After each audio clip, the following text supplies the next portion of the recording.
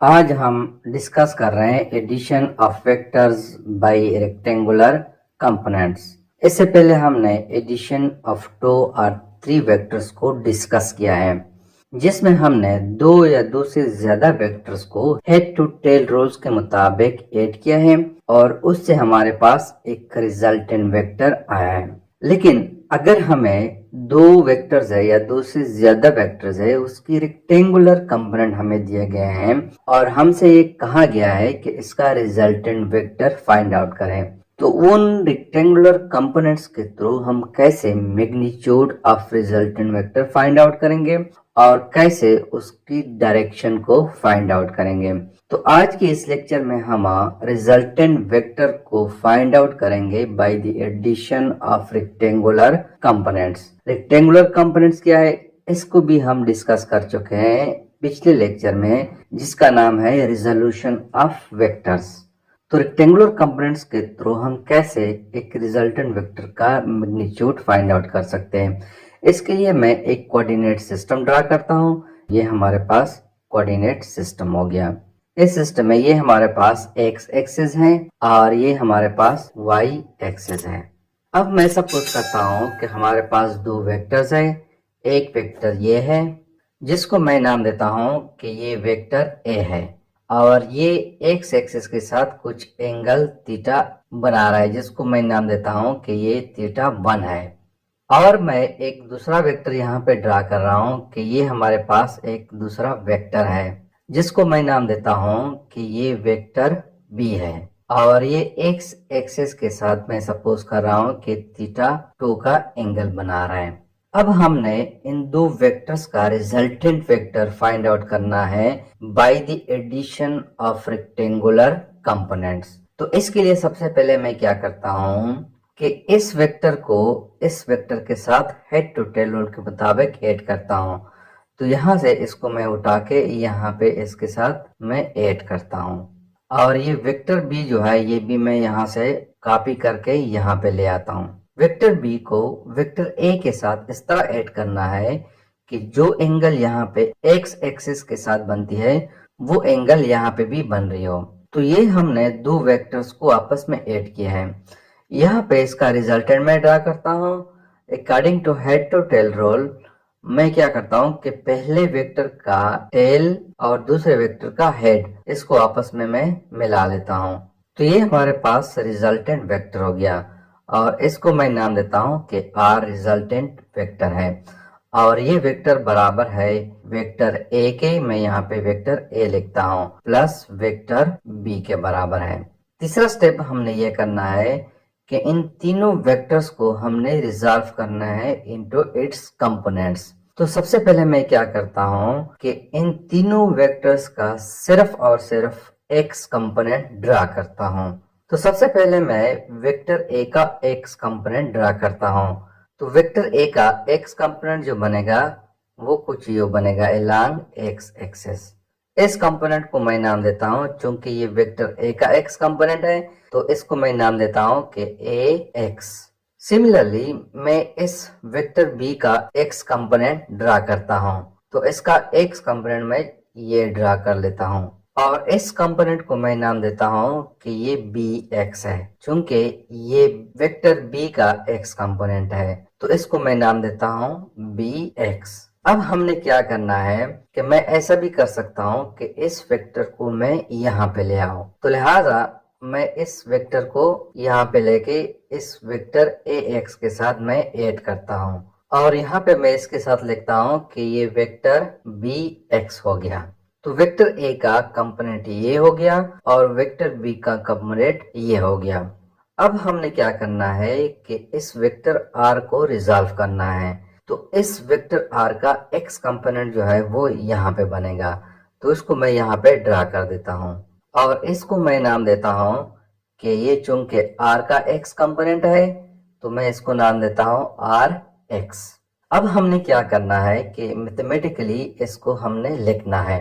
तो vector are का जो एक्स कंपोनेंट है यानी आर एक्स, इसको मैं यहाँ पे लिखता हूँ कि आर एक्स जो है इट इज इक्वल टू, अगर हम यहाँ पे देखें ये आर जो है इक्वल है ए एक्स प्लस बी एक्स के। तो यहाँ पे मैं लिखता हूँ कि आर एक्स जो है ये इक्वल है ए एक्स प्लस बी एक्स के बराबर है।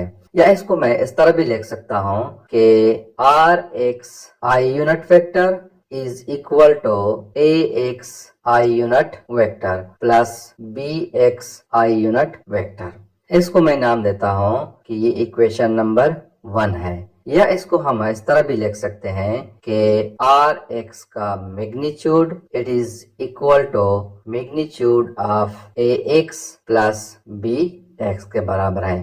तो हम इन तीनों इक्वेशंस में कोई भी हम लिख सकते हैं और इसको मैं नाम देता हूँ कि ये इक्वेशन नंबर 2 है। तो इस इक्वेशन का मतलब यह है कि magnitude of X component is equal to the magnitude of X component of resultant vector.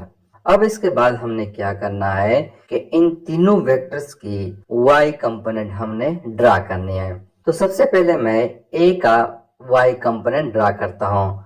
तो ये इसका y कंपोनेंट आ जाएगा। इसको मैं नाम देता हूँ कि ये ए वाई है, क्योंकि ये वेक्टर ए का वाई कंपोनेंट है। तो इसको मैं नाम देता हूँ कि A Y. Similarly B vector का वाई कंपोनेंट जो बनेगा वो ये बनेगा और इसको मैं नाम देता हूँ कि ये बी वाई कंपोनेंट है। सिमिलरली आर वेक्टर को अगर मैं रिजॉल्व करूँ इनटू इट्स कंपोनेंट तो उनका वाई कंपोनेंट जो है वो ये बनेगा और इसको मैं नाम देता हूँ कि आर वाई। तो ये y कंपोनेंट है वेक्टर a का और ये y कंपोनेंट है वेक्टर b का और ये y कंपोनेंट है वेक्टर r का। अब मैं इस तरह भी कर सकता हूँ कि ये y कंपोनेंट जो है इसको मैं यहाँ पे ले आता हूँ, यहाँ पे मैं ऐड करता हूँ और साथ में ये a y जो है इसको भी मैं यहाँ पे ले आता हूँ। तो यहाँ पे क्या होगा कि ये आर वाई जो है यानी इस आर का वाई कंपोनेंट जो है ये इक्वल है A Y plus B Y के। तो यहाँ पे मैं लिखता हूँ कि resultant vector is equal to यानी वाई कंपोनेंट का resultant vector it is equal to A Y plus B Y के बराबर है। या इसको मैं इस तरह भी लिख सकता हूँ कि R Y J unit vector it is equal to A Y J unit vector plus B Y J unit vector. इसको मैं नाम देता हूँ कि ये इक्वेशन नंबर 3 है। या इसको मैं इस तरह भी लिख सकता हूँ कि आर वाई का magnitude it is equal to magnitude of A Y plus B Y के बराबर है। इसको मैं नाम देता हूँ कि ये इक्वेशन नंबर 4 है। अब देखो ये रिजल्टेंट वेक्टर जो है ये इक्वल है आर एक्स के प्लस आर वाई के। तो मैं यहाँ पे लिखता हूँ कि ये आर जो है ये इक्वल है यानी यहाँ पे मैं लिखता हूँ कि r is equal to R X, यहाँ पे मैं लिखता हूँ R X plus R Y के। ये r इक्वल है R X plus R Y के। या इसको मैं इस तरह भी लिख सकता हूँ कि मैग्नीट्यूड ऑफ r जो है it is equal to R X I unit vector plus R Y J unit vector. इसको मैं नाम देता हूँ कि ये इक्वेशन नंबर 5 है। अब देखो यहाँ पे अगर मैं देखो इक्वेशन 1 को और इक्वेशन 3 को अगर मैं देखो तो इसको मैं यहाँ पे पुट कर सकता हूँ। तो यहाँ पे मैं लिखूंगा कि इक्वेशन 5 जो है it will be equal to A X plus B X I unit vector is equal to A Y plus B Y J unit vector के बराबर है। तो ये हमारे पास इस रिजल्टेंट वेक्टर के बराबर है। अब अगर हमने इसका मैग्नीट्यूड फाइंड आउट करना है तो इसको हम इस तरह लिख सकते हैं कि r का मैग्नीट्यूड जो है it is equal to under root A X plus B X इसका स्क्वायर हो जाएगा plus A Y plus B Y इसका भी स्क्वायर हो जाएगा। तो इस इक्वेशन को हम मैग्नीट्यूड ऑफ रिजल्टेंट वेक्टर के लिए इस्तेमाल कर सकते हैं। तो इसको मैं नाम देता हूँ इक्वेशन नंबर। अब हमने क्या करना है कि अगर हमने फाइंड आउट करना है डायरेक्शन, तो डायरेक्शन को फाइंड आउट करने के लिए हम यूज करते हैं कि theta is equal to tangent inverse resultant of y component divided by resultant of x components. तो यहाँ पे अगर हम देखें y कंपोनेंट्स जो है it is equal to ay plus by के, और x कंपोनेंट जो है ये इक्वल है ax प्लस bx के। तो यहाँ पे हम लिख सकते हैं कि theta is equal to tangent inverse into R Y की जगह हम लिखते हैं कि A Y plus B Y divided by A X plus B X के बराबर है। इस इक्वेशन के थ्रू हम एंगल को फाइंड आउट कर सकते हैं। इस इक्वेशन को मैं नाम देता हूं कि इक्वेशन नंबर 7। तो इक्वेशन 6 के थ्रू हम मैग्नीट्यूड फाइंड आउट कर सकते हैं और इक्वेशन 7 के थ्रू हम एंगल को फाइंड आउट कर सकते हैं। अब यहाँ पे हमारे पास दो वेक्टर्स हैं।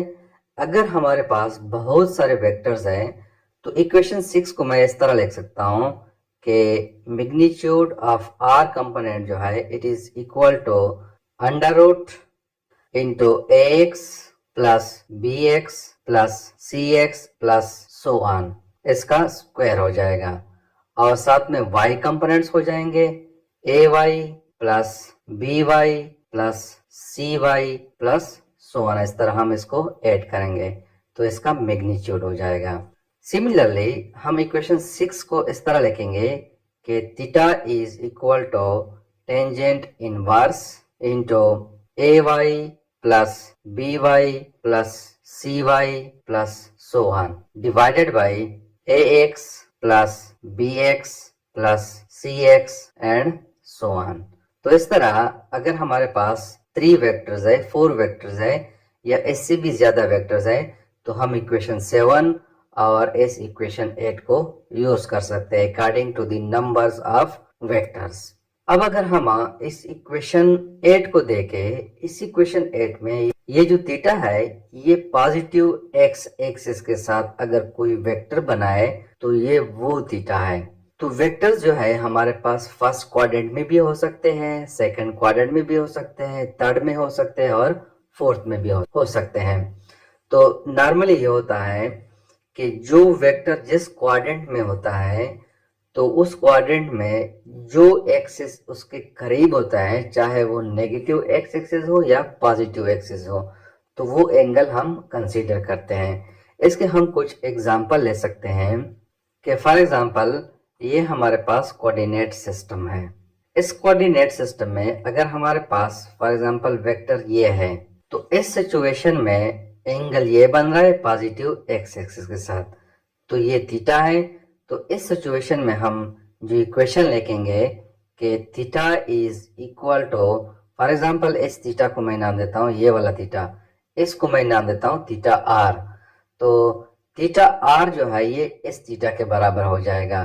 तो यहाँ पे मैं लिखता हूँ कि थीटा आर जो है ये इक्वल है थीटा के, और इस सिचुएशन में हम लिखेंगे कि tangent inverse R Y divided by R X के बराबर। दूसरी बात यह है कि अगर हमारे पास वेक्टर इस क्वाड्रेंट में आ रहा है सेकंड क्वाड्रेंट में, तो इस सिचुएशन में जो एक्स एक्सिस है, करीबी एक्स एक्सिस जो है वो नेगेटिव एक्स एक्सिस है, तो थीटा जो हमारे पास बन रहा है वो ये बन रहा है।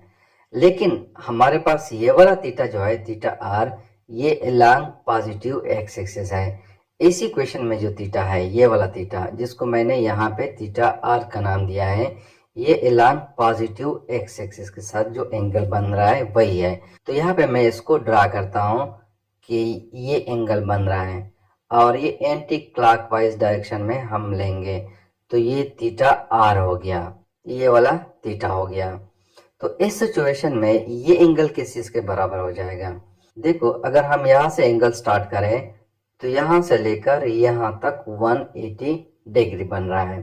तो ये थीटा आर जो है ये बराबर हो जाएगा 180 डिग्री माइनस दिस थीटा।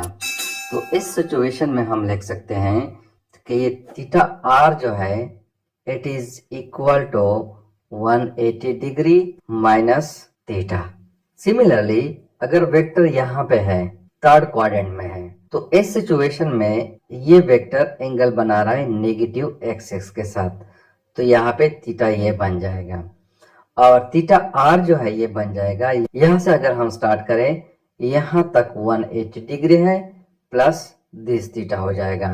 तो थीटा आर जो है it will be equal to 180 degree, यानी यहाँ से लेकर यहाँ तक 180 डिग्री हो जाएगा और प्लस दिस थीटा। तो यहाँ पे मैं लिखता हूँ कि थीटा हो जाएगा। फोर्थ केस ये है कि अगर वेक्टर हमारे पास ये बन रहा है फोर्थ क्वाड्रेंट में, तो इस सिचुएशन में जो करीबी एक्सिस है वो पॉजिटिव एक्स एक्सिस है, तो it will make theta with this positive x axis. तो थीटा आर जो है वो बन जाएगा, यहाँ से अगर हम स्टार्ट करें दोबारा यहाँ तक आ जाए तो इट विल बी 360। 360 से अगर हम इस थीटा को माइनस करें तो we will get theta are.